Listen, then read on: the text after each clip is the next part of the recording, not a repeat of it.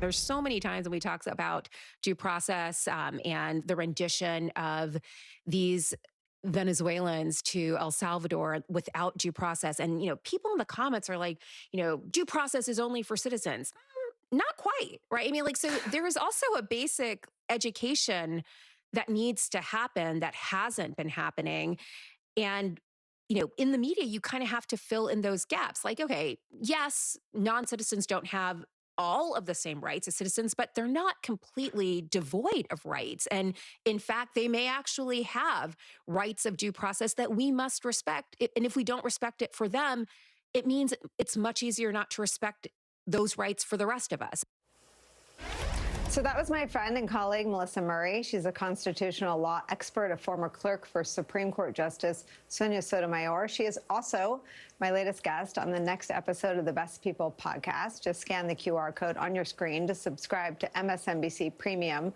You'll get early access to our conversation. Melissa's explanation of due process rights couldn't come at a more critical time, especially in the aftermath of the Trump administration deporting hundreds of Venezuelans to the notoriously horrible CCOT prison in El Salvador with zero due process.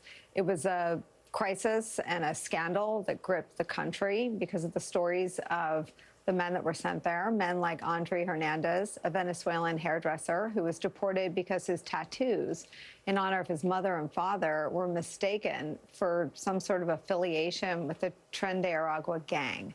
Our friend Tim Miller had the chance to sit down and talk to Andre this week about his harrowing experience in CCOT. Here's a look at some of their extraordinary conversation.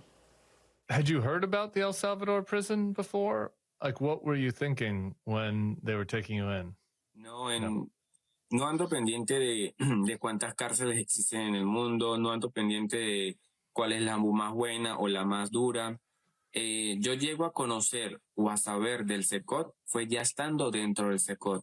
Y me entero que era la cárcel más peligrosa de toda Latinoamérica, la más grande, la de terroristas.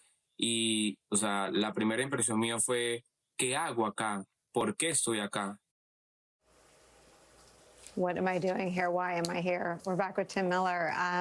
Tim, this is amazing. Tell me what it was like for you to talk to Andre.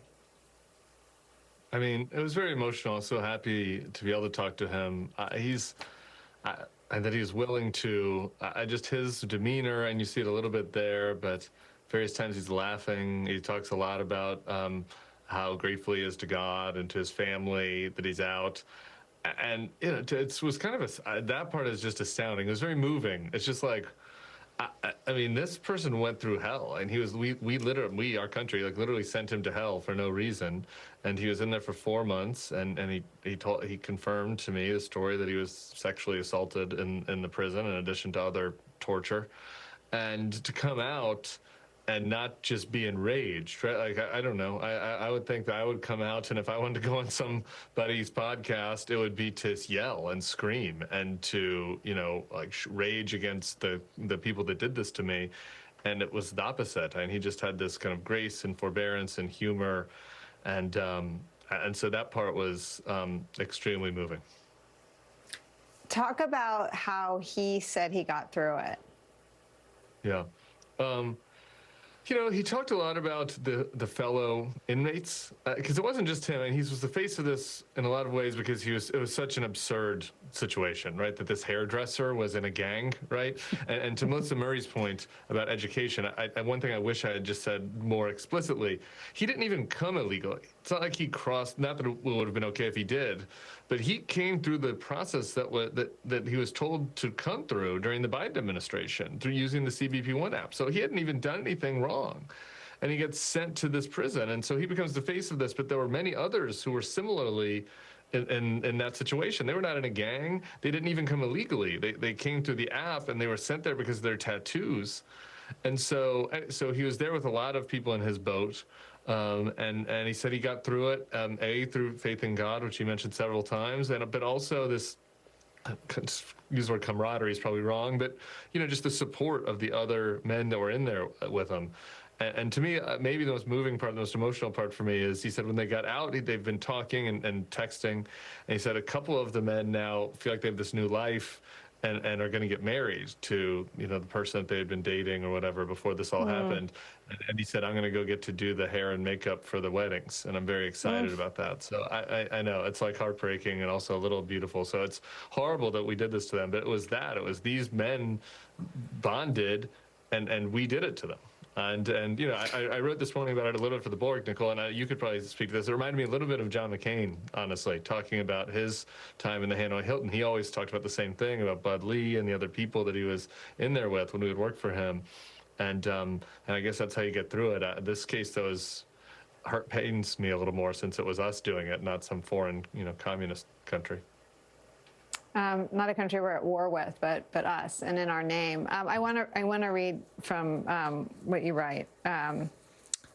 It's hard not to contrast Andrew's mercy and forbearance with the small, sad grievances that dominate America's political life today. Our current regime is powered by anger at 100 perceived slights, too many brown people at Harvard, a book with gay penguins, a swimmer who didn't get the fourth-place trophy she felt she deserved, having less than the Joneses. Meanwhile, the guy who came to America looking to make a life for himself was locked away in a foreign dungeon because he had the wrong tattoos. He was tortured, raped, and left for dead. He wasn't even allowed the dignity of calling his mother. This avalanche of trauma was piled onto him because the luckiest people in the history of the world were convinced that the immigrant down the street might eat their cat. You get at something that makes me cry, but you get at what is this politics of grievance that went from being sort of a party trick, right? All sort of, the eye rolling at the Fox News, pumping the adrenals of the toxic male personality to real sadistic crap. And I wonder if you think we're anywhere close of a fever-breaking moment. I don't know if we are. That's the part that makes me mad, right? And that was the nice thing where I'm trying to learn from Andre a little bit, from Arik, at least a little bit, that I got to know him in the exchange, because I am aggrieved at the grievance people, right? I'm mad at them for doing this. Yeah, me too. Right? Yeah, me too. And it's just everybody has legitimate grievances. Bad things have happened to people. I understand. Like, people have real challenges, right? I get it. But to be in America in 2025, 2024, when you vote for Donald Trump, is just this great blessing. Like, think about all of the other things that other people have to be aggrieved about. Think of what Andre has to be aggrieved about. To be wrongfully sent to a foreign dungeon for 4 months, to be sexually assaulted. He has so many reasons to be angry and filled with rage and filled with grievance, and for him to come out the other side and want to preach empathy. Anyway, the contrast between that and the people that put him there is just so stark. Tim Miller, this is why we need you. This is why you're one of our best people. Thank you so much. And anyone that hasn't watched the whole thing, it's incredible. We'll play more of it on Monday if you'll come back. Okay. Thank you for being here, my friend. When we come back.